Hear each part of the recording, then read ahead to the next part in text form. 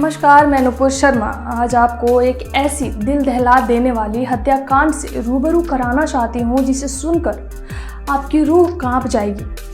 हम बात कर रहे हैं श्रद्धा हत्याकांड की। जी हाँ, आए दिन लव जिहाद को लेकर कोई न कोई आपराधिक घटनाएं होती ही रहती हैं।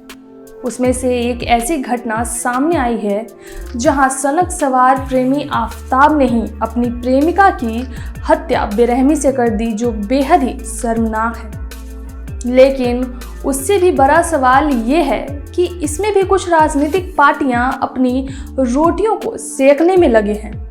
श्रद्धा हत्याकांड को लेकर आरोपी आफताब के साथ साथ भाजपा के खिलाफ भी सवाल उठे। जी हाँ, एक तरफ दिल दहला देने वाले श्रद्धा हत्याकांड में लिव इन पार्टनर श्रद्धा के 35 टुकड़े करने वाले आफताब पर इस कदर सनक सवार थी कि उसने श्रद्धा का कटा हुआ सिर आखिरी तक फ्रिज में सजा कर रखा था। जी हाँ, 35 टुकड़ों को उसने फ्रिज में सजा कर रखा था। पुलिस के पूछताछ में उसने बताया कि उसने श्रद्धा का सिर अपने पास आखिरी तक रखा और वह अक्सर उसके कटे हुए सिर को फ्रिज में ध्यान से निहारते रहता था और अपनी प्यार की यादें ताज़ा करता था, जिससे यह साबित होता है कि आरोपी मानव कहलाने के लायक ही नहीं है। हालांकि दिल को दहला देने वाले श्रद्धा हत्याकांड में आरोपी आफताब अमीन पूनावाला, जिसे हाल ही में गिरफ्तार किया गया, उसने जांच के शुरुआती दिनों में दिल्ली और मुंबई की पुलिस को धोखा देने का प्रयास भी किया था। आफताब ने कई सबूतों को हटाकर श्रद्धा की हत्या को छुपाने की पूरी कोशिश की थी। हालांकि पुलिस ने मामले की सच्चाई तक पहुंचने के लिए जिन डिजिटल सबूतों को ट्रेस किया था उसे उसने छोड़ दिया था, जिसकी वजह से आरोपी की मुश्किलें बढ़ गई हैं। पुलिस इस मामले की जांच में लगी है कि कहीं आफताब का सहयोग किसी और ने तो नहीं किया था। हालांकि आरोपी ने इस बात से इनकार किया है, लेकिन पुलिस नार्को टेस्ट कर इस बात की भी जानकारी हासिल करने की कोशिश करेगी। दिल्ली पुलिस ने कोर्ट को जानकारी दी कि आफताब जांच में सहयोग नहीं कर रहा है, वह श्रद्धा के मोबाइल की जानकारी नहीं दे रहा, साथ ही जिस हथियार से उसने शरीर के टुकड़े किए उसकी भी जानकारी नहीं दी। लेकिन अब श्रद्धा हत्याकांड के आरोपी आफताब का नार्को टेस्ट होगा। दिल्ली की साकेत कोर्ट ने इजाज़त दे दी है। बता दें कि दिल्ली पुलिस ने कोर्ट से आरोपी के नार्को टेस्ट के लिए अनुमति मांगी थी। दक्षिण जिला पुलिस अधिकारियों के अनुसार आफताब ने पूछताछ में खुलासा किया है कि श्रद्धा के बारे में कोई संदेह न हो, इसलिए वह 10 दिन तक उसका इंस्टाग्राम चलाता रहा। बेशक आफताब अमीन पूनावाला ने श्रद्धा वॉलकर का कत्ल गुस्से में किया, लेकिन उसके बाद अगले 20 दिन तक उसने जो कुछ भी किया वो बेहद सोच समझ कर किया। कमरे में अपनी मोहब्बत का गला घोंटने के बाद उसकी लाश को ठिकाने लगाना और ठिकाने लगाने से पहले लाश के टुकड़े करना, इन सब चीज़ों के बारे में उसने बहुत बारीकी से सोचा था। इतना ही नहीं, लाश को ठिकाने लगाने के बाद कैसे कमरे से हर सबूत को मिटाना है, उन्हें साफ करना है, इसके बारे में भी बाकायदा उसने स्टडी की थी।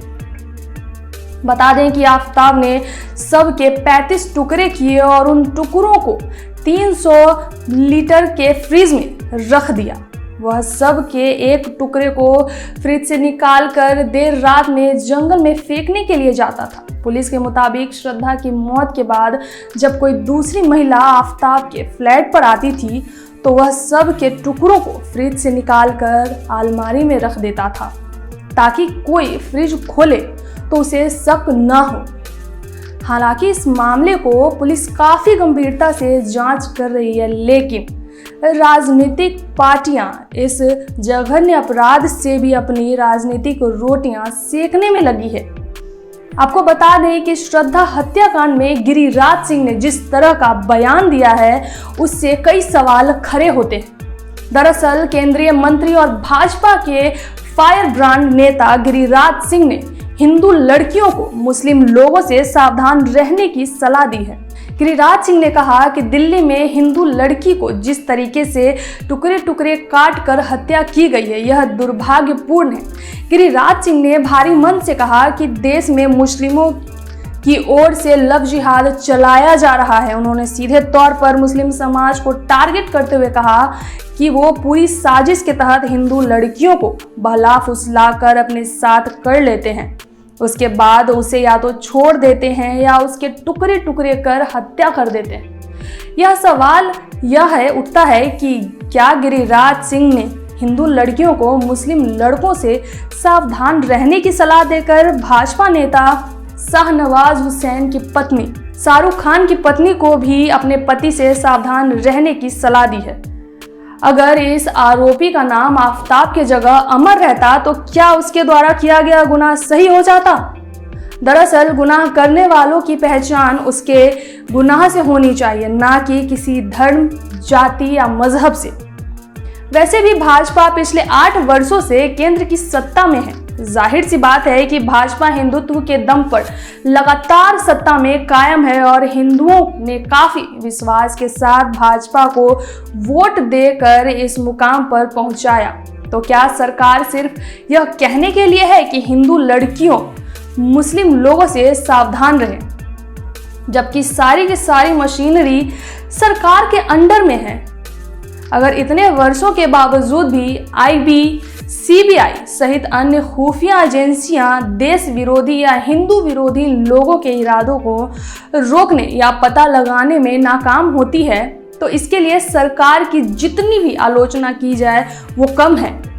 वैसे गिरिराज सिंह के बयान से यह साफ है कि वह इस जघन्य हत्याकांड में भी अपना वोट बैंक बढ़ाने की कोशिश में है, ताकि हिंदू वोटरों का झुकाव उनके तरफ हो और लोग भाजपा को हिंदूवादी पार्टी के रूप में पहचाने। वैसे गिरिराज सिंह चाहे जो भी बयान दे, लेकिन न सिर्फ हिंदू लड़कियों को बल्कि सभी धर्म और संप्रदाय के लड़कियों को इस मामले में सावधान रहने की आवश्यकता है कि वे किसी गलत व्यक्ति के झांसे में नहीं आए, ताकि उनके साथ कोई गलत अनहोनी नहीं हो। वैसे मोदी सरकार भले ही श्रद्धा हत्याकांड पर राजनीति कर रही हो, पर लोगों को आरोपी के फांसी पर चढ़ने का इंतजार होगा। वैसे आप गिरिराज सिंह के बयान से कितने संतुष्ट हैं, ये हमें कमेंट सेक्शन में ज़रूर बताएं। फिलहाल इस वीडियो में इतना ही। धन्यवाद।